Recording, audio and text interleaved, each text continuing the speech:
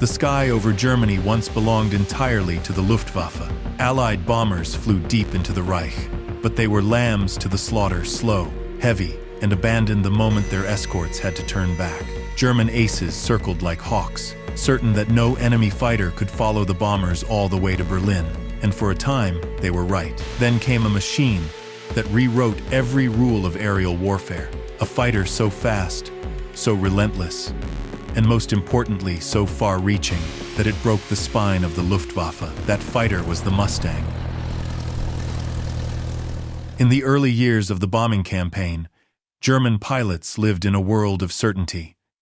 They knew the range limits of Allied fighters. Thunderbolts and Lightnings could escort bombers across France or the Low Countries. But as the formations pushed toward central Germany, the escorts always turned back. The bombers kept going, naked targets in hostile skies. The Luftwaffe turned this into a ritual. Radar stations picked up the incoming raids, fighter controllers calculated when the escorts would peel away, and squadrons of Messerschmitts and Focke-Wulfs lifted off to meet the unprotected heavies. It was a slaughterhouse conducted at altitude. B-17s and B-24s filled the air with defensive fire. But concentrated attacks from veteran German pilots tore holes in their formations. Entire crews disappeared in minutes, and those who survived watched their friends vanish into fireballs or parachutes, drifting down into captivity. The raids still went on. Factories, rail yards, and oil plants were hit, but at a cost so heavy that the bomber crews called it flying the gauntlet. Loss rates of 20 or even 30% on a single mission were not unusual. German confidence grew with each engagement. They believed Allied morale would eventually collapse, that the bombers would stop coming. In their view, no machine could possibly cover that distance, fight at that altitude, and still turn the tide of combat. What they didn't realize was that in hangars across the Atlantic, engineers were perfecting a weapon designed to do exactly that. For years, aviation experts believed the math was absolute. Fighters could either be fast or they could be long-ranged, but never both.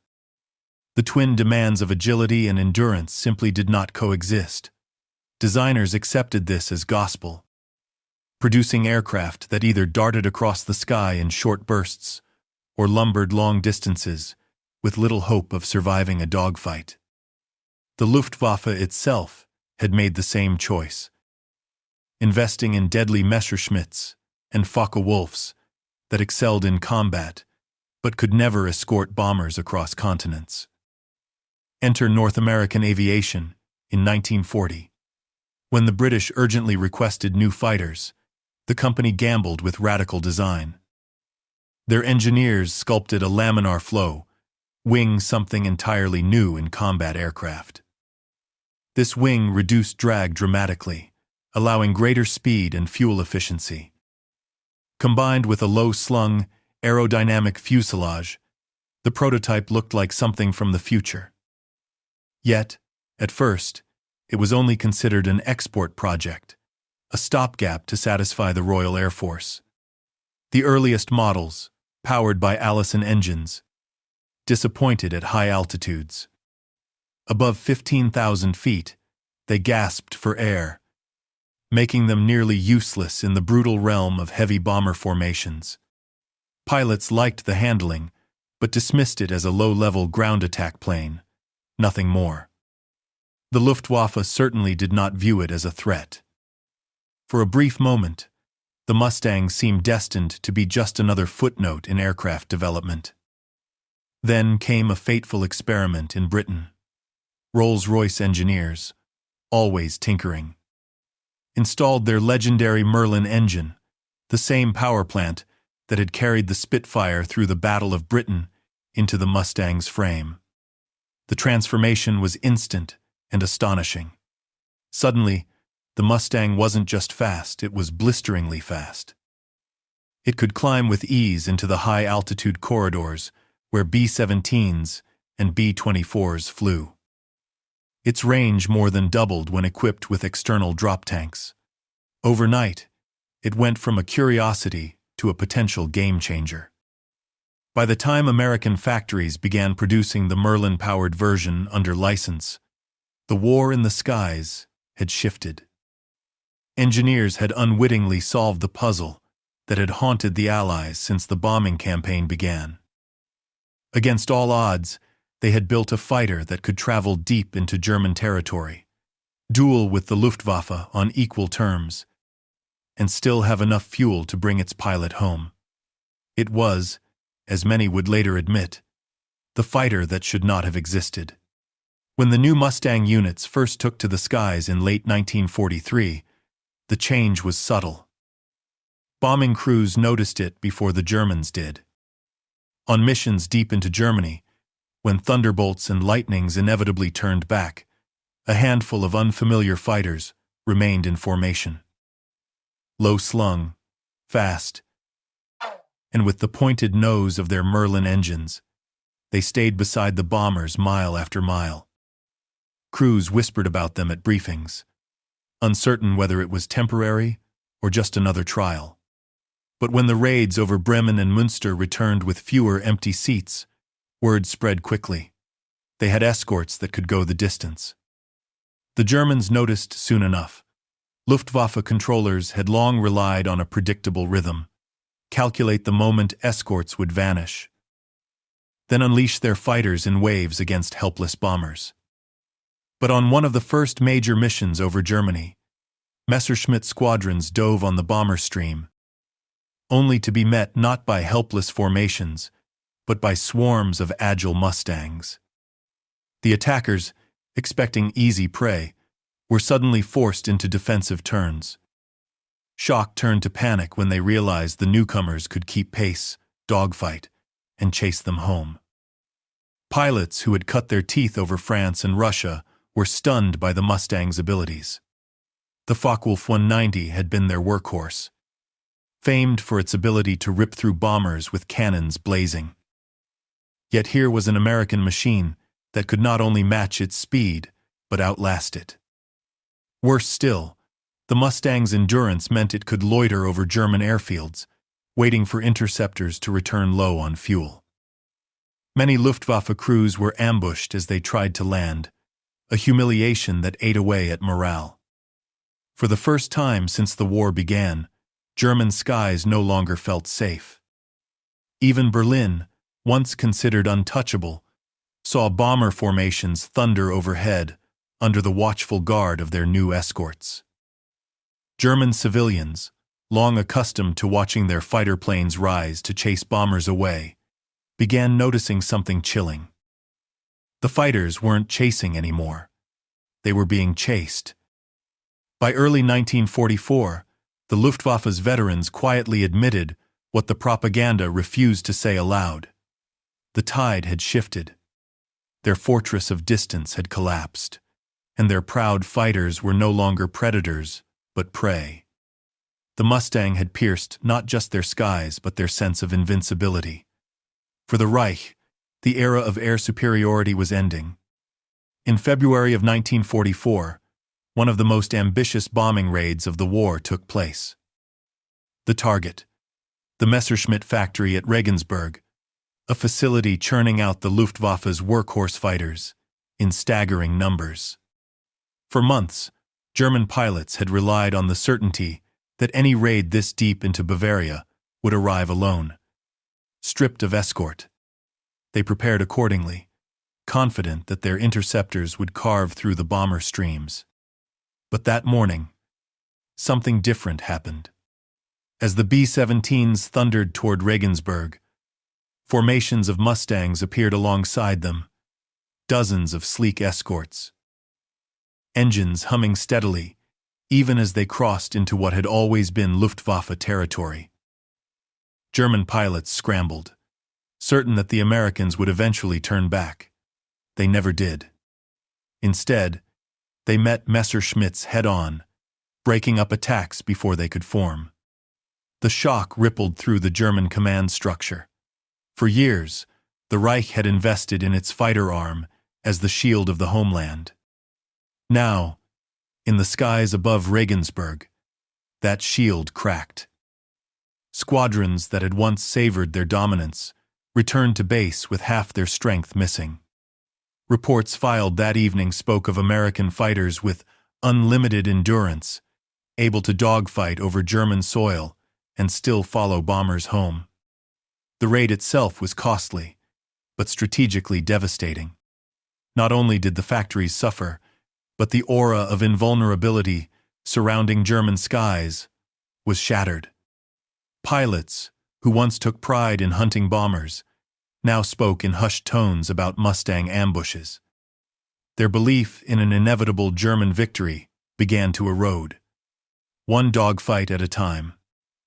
The Luftwaffe's problems went beyond aircraft losses.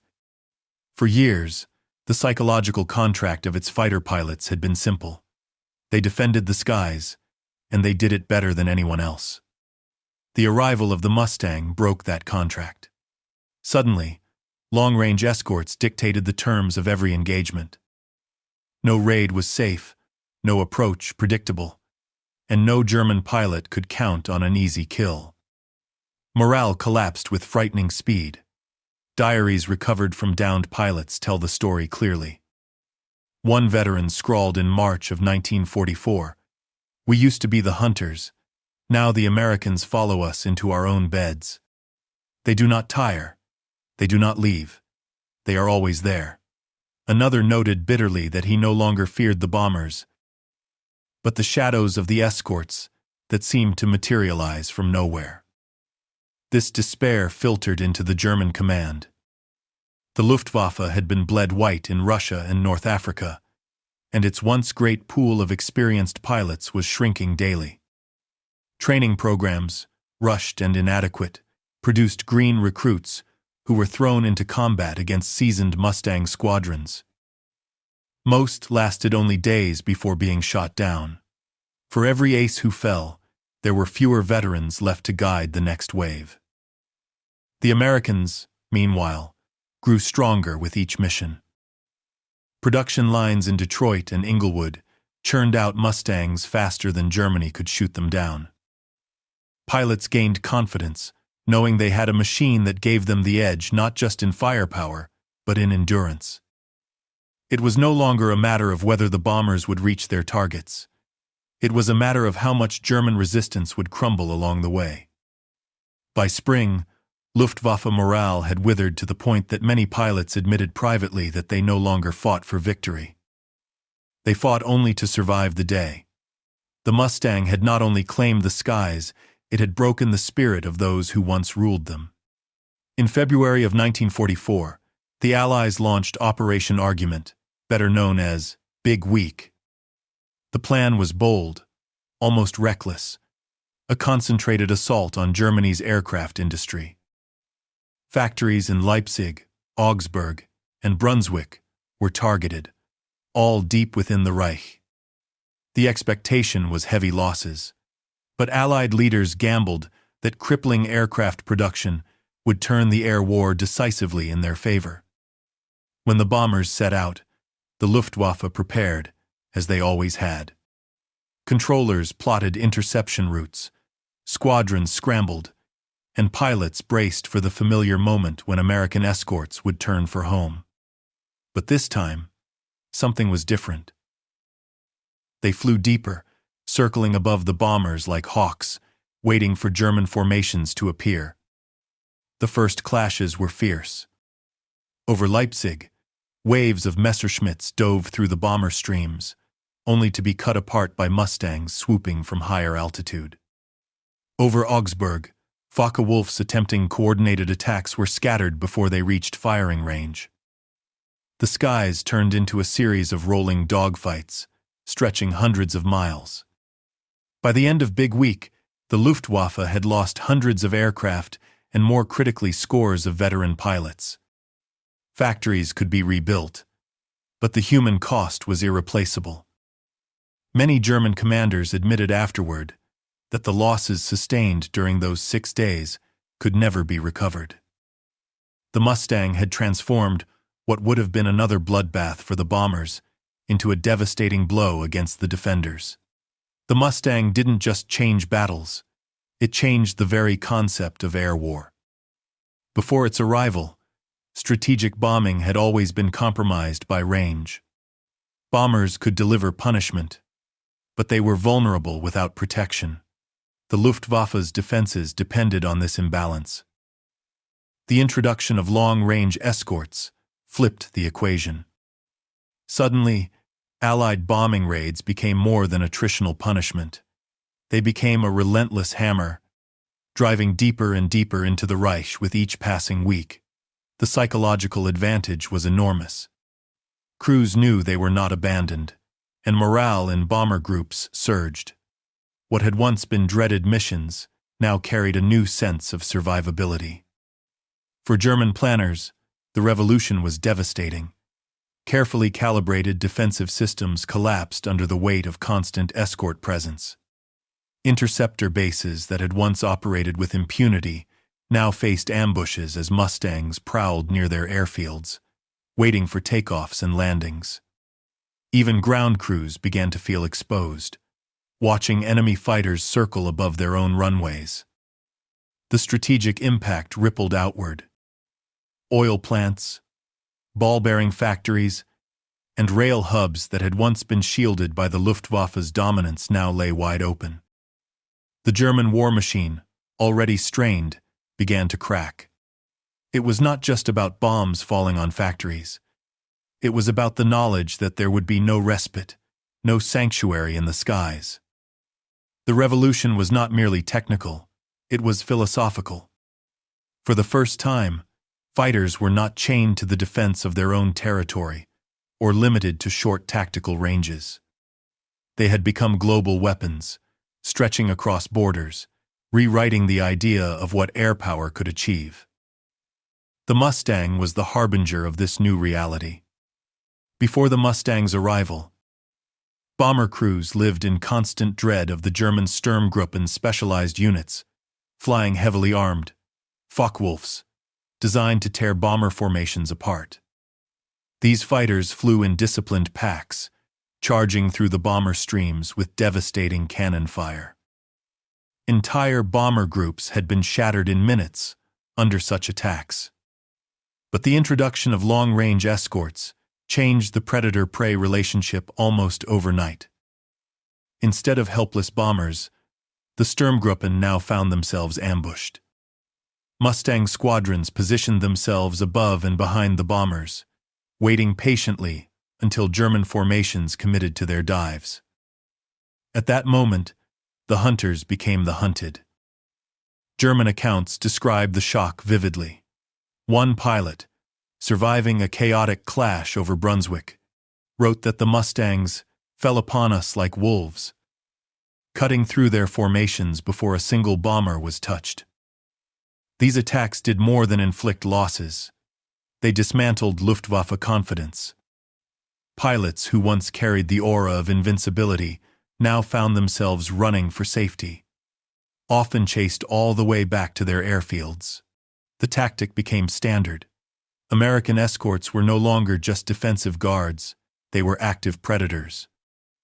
Bombers continued their missions, while above them, the Mustangs prowled, striking wherever the Luftwaffe dared to appear. For the first time in years, it was German pilots, scanning the skies in fear, never certain from which direction the next Mustang attack would come.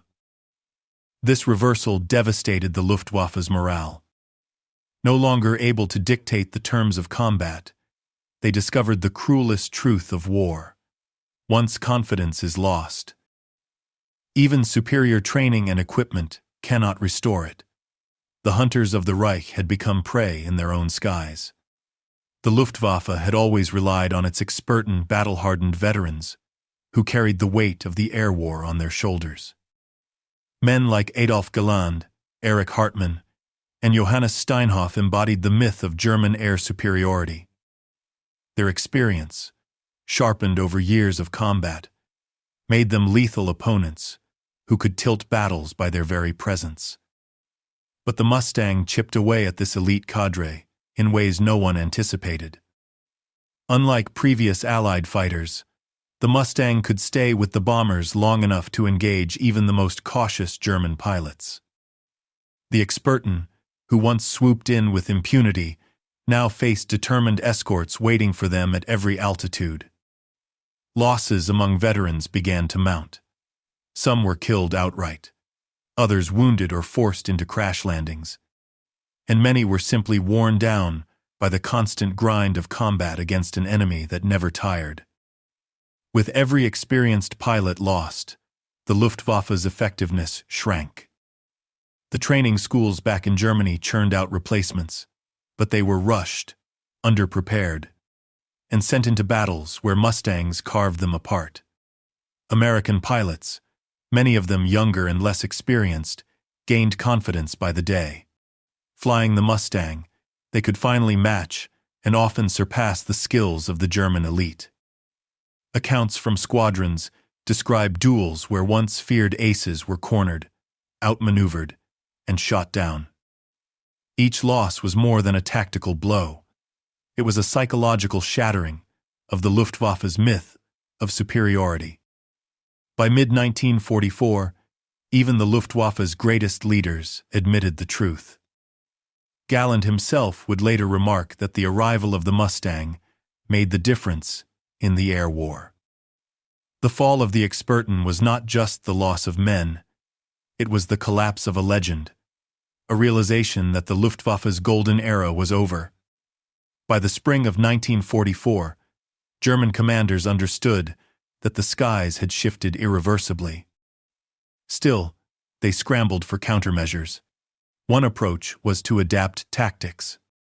Fighter controllers instructed pilots to avoid prolonged dogfights with Mustangs. Instead, they were ordered to strike bombers with head-on passes, delivering one burst of cannon fire before diving away to avoid the escorts. On paper, it was effective.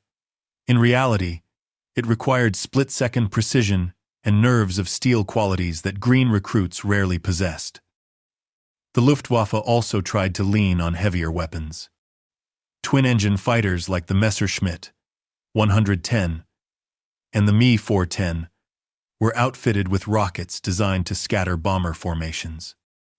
But these lumbering machines were slow, and Mustangs cut them down in swarms. The rocket volleys sometimes succeeded, but the losses inflicted on their launch platforms were unsustainable. There was also the dream of a technological savior, the jet. The Messerschmitt 262 was a marvel, faster than anything the Allies had in the air, but it arrived too late and in too few numbers. Jet bases were bombed mercilessly. Fuel was scarce, and inexperienced pilots struggled with the machine's quirks. When jets did appear, Mustangs simply swarmed the runways, catching them during takeoff or landing. The wonder weapon that Hitler believed could reverse the tide never achieved its promise. Every countermeasure carried the same flaw. None could erase the fact that the Luftwaffe no longer controlled the rhythm of combat. The Americans dictated where, when, and how battles unfolded. The Mustang had stolen that initiative, and no desperate tactic could win it back. While German forces scrambled for answers, the Allies refined their new dominance. The Mustang was not simply thrown into battle. It became part of a carefully crafted doctrine that emphasized coordination, aggression, and calculated risk. Commanders realized that escorts were most effective, not when tied tightly to the bombers, but when they roamed ahead, clearing the skies before the formations arrived. This offensive escort doctrine transformed missions. Instead of waiting for the Luftwaffe to attack, Mustang squadrons swept far in front, hunting interceptors near their airfields. By the time the bombers arrived, resistance was already broken. It was not just defense, it was preemptive destruction. Training emphasized teamwork. Pilots learned to fly in pairs, one attacking while the other covered. Squadrons drilled relentlessly in rapid altitude changes, slashing attacks, and coordinated breakaways. These tactics overwhelmed German formations that were used to rigid, structured combat. Mustangs moved like water, shifting angles and altitudes until they found a weakness, then striking with lethal efficiency. The results were unmistakable. Loss rates for bombers plummeted, while Luftwaffe attrition skyrocketed. German commanders noted bitterly that their fighters now spent more time evading escorts than engaging bombers. For the first time in the war, Allied air power truly ruled the skies without challenge. This mastery of the sky was more than tactical. It was psychological. Crews boarded their aircraft, knowing they were part of an unstoppable machine, one that grew sharper with each mission. The Luftwaffe could still bloody them.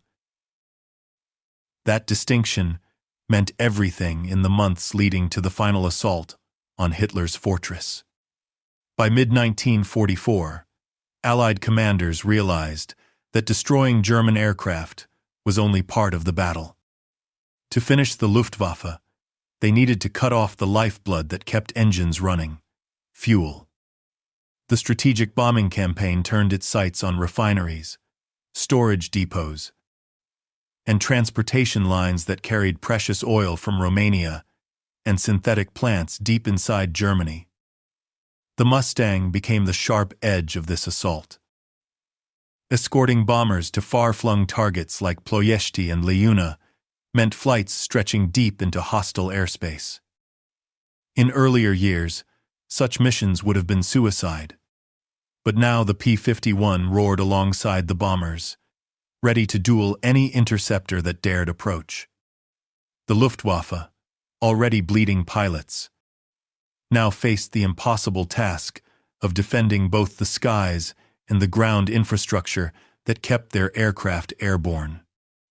As refineries burned and pipelines were shattered, the impact was immediate. Fuel shortages crippled training programs, grounding cadets who never completed their hours. Operational squadrons were forced to ration flying time, leaving pilots ill-prepared to face seasoned American escorts. Even Hitler's prized armored divisions suffered, their panzers stranded for lack of fuel. The Mustang had not only secured the skies, it had choked the arteries of the entire German war machine. By late 1944, intelligence intercepts confirmed the collapse. Luftwaffe commanders complained of entire squadrons, grounded not by enemy fire, but by empty fuel tanks. Allied air power had moved beyond destruction. It had achieved suffocation. As spring gave way to summer, in 1944, the world's eyes turned to the French coast. Operation Overlord, the greatest amphibious assault in history, depended not only on ships and soldiers, but on total air superiority. The Mustang played a critical role in ensuring that the beaches of Normandy would not be ravaged from above. In the weeks before D-Day, Mustang squadrons flew relentless sweeps across northern France and Belgium. They hunted down trains carrying reinforcements, strafed convoys on rural roads, and struck radar sites that could have warned German defenses of the impending invasion. Each mission was designed to blind, deafen, and paralyze the enemy before the first landing craft touched sand. On June 6th, when Allied forces stormed Normandy, the Luftwaffe was almost absent. Not because it lacked aircraft, but because it lacked freedom. Mustangs patrolled the invasion corridors, cutting down any fighter that dared approach. German commanders watching the skies over Normandy recorded with despair that their aircraft could barely take off before swarms of escorts intercepted them. The invasion's success owed much to this invisible shield. Soldiers storming the beaches often never saw the P-51 overhead, but its presence was felt in the silence of the skies. Every bomb dropped, every paratrooper landed, and every tank that rolled ashore did so under the protective umbrella forged by long-range escorts. With Normandy secured, the Mustang had proven not just its worth as a defender of bombers, but as a decisive instrument of liberation. The air war and the ground war had become inseparable, and the Mustang was the thread that bound them. By the autumn of 1944, the war had reached Germany's core. Industrial cities like Hamburg, Frankfurt, and Munich, once thought untouchable, became daily targets for waves of Allied bombers. For the Luftwaffe, these raids were no longer contests of strategy, but desperate struggles for survival. The Mustangs flew not just as escorts, but as offensive hunters, scouring the skies above the Reich with ruthless efficiency. German pilots described the suffocating presence of escorts in every engagement. What had once been carefully timed intercepts turned into chaotic melees. Squadrons scrambled only to be met by roving Mustang flights before they even reached the bomber streams. Ground controllers tried to vector fighters into coordinated attacks, but radio jamming and constant interception left their formations shattered. For civilians on the ground, the sight of dogfights above their homes became a grim routine.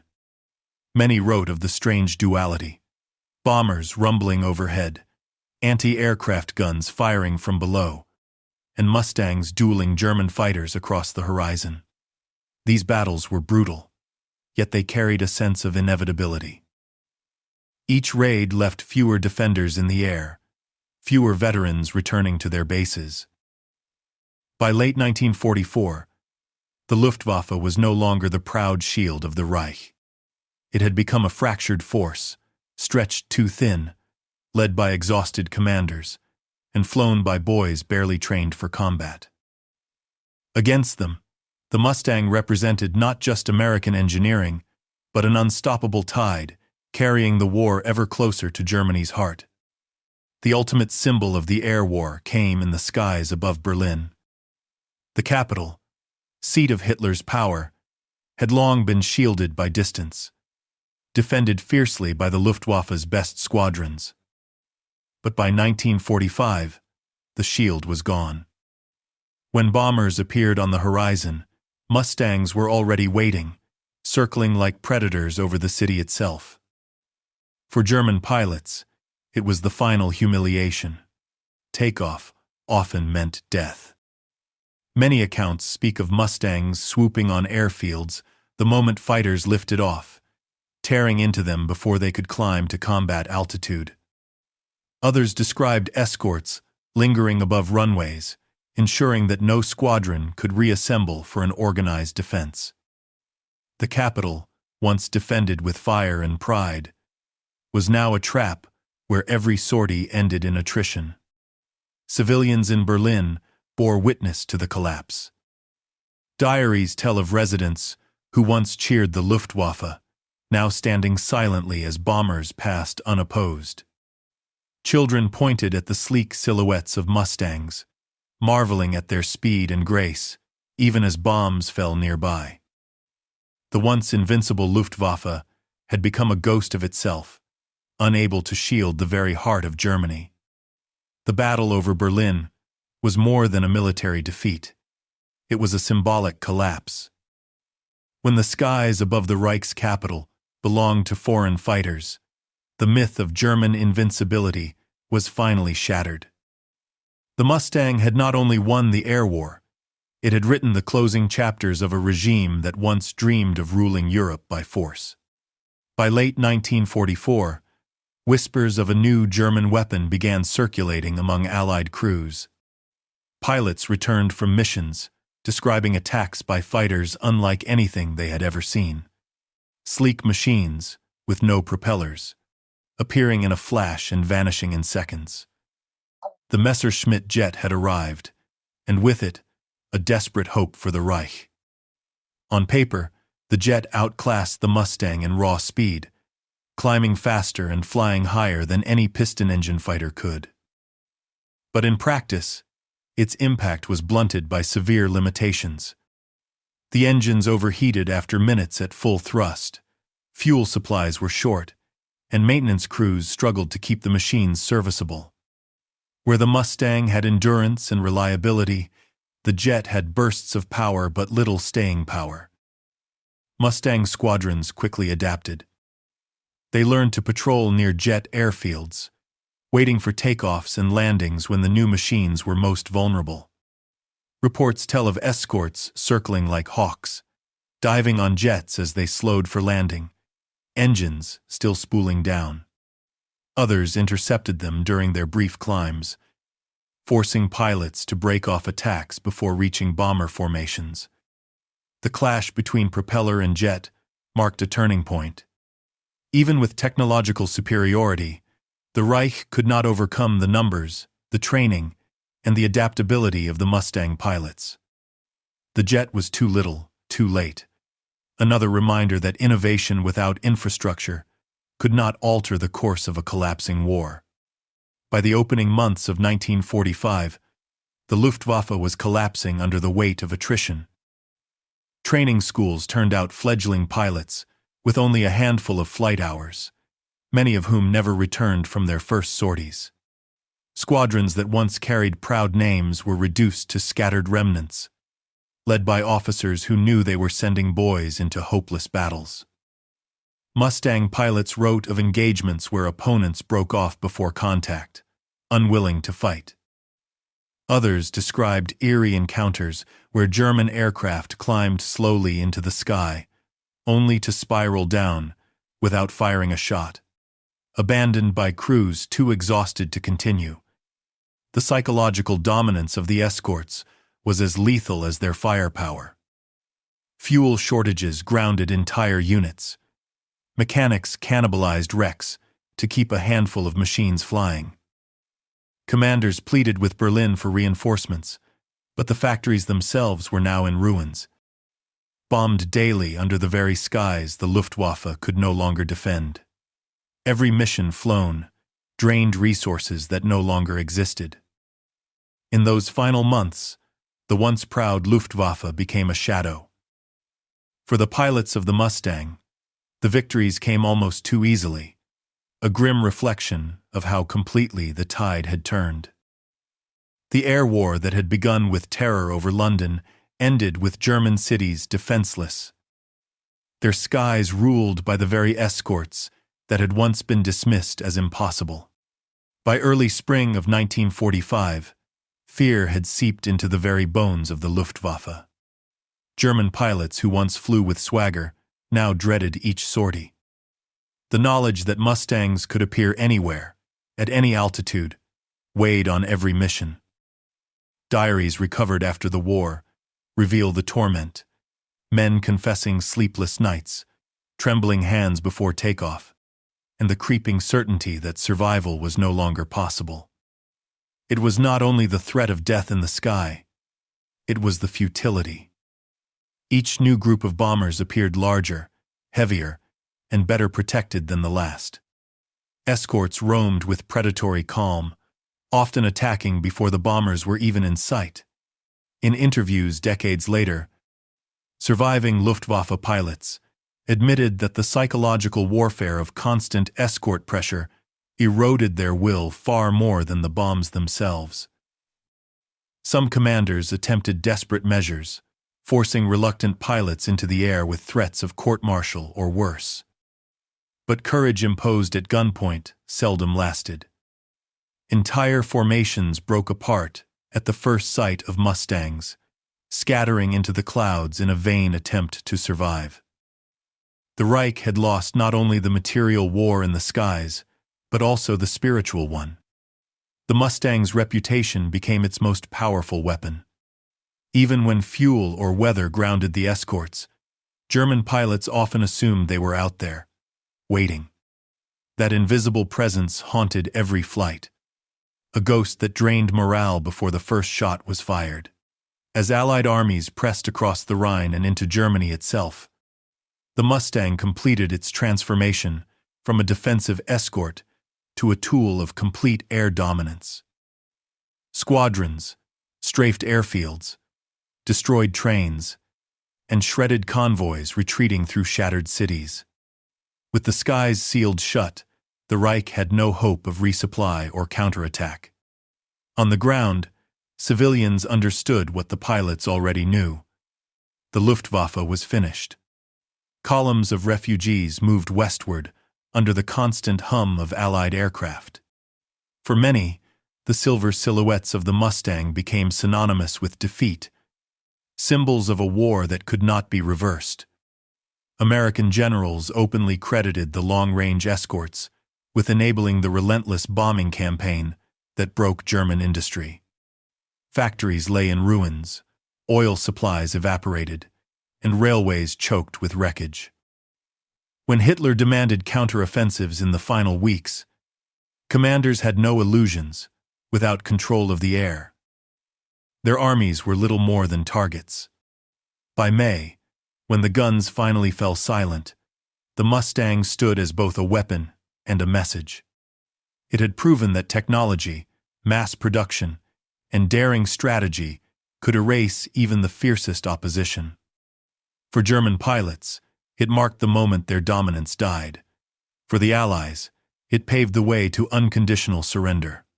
The story of the Mustang is not just about an airplane. It is about imagination, defeating fear. German pilots expected to rule the skies with armor, firepower, and intimidation. What they never expected was a fighter that rewrote the rules, one born from endurance and daring speed. It was not the biggest machine, nor the most heavily armed, but it was the right one at the right time. For the men who flew alongside bombers, the sight of those sleek wings meant hope. For those who faced it, it was despair. The Mustang did more than escort aircraft. It escorted an entire generation toward victory, carrying with it the spirit of innovation that defined the war effort. Its presence above Europe turned night into day, turning once unstoppable enemies into prey. Today, its roar still echoes across air shows and museums, reminding us that history's greatest victories often belong not to those who held the strongest armor, but to those who dared to move faster, think sharper, and trust in the future. The Mustang became more than a weapon of war. It became a symbol of freedom taking flight. If this journey through forgotten skies moved you, let us know in the comments. What do you think was the most decisive weapon of the war? If you want to explore more untold chapters of history, make sure to like this video, subscribe to the channel, and share it with someone who loves aviation as much as you do. And finally, if you had the chance to sit in the cockpit of a Mustang, would you take it? Tell us below, and keep the legacy soaring.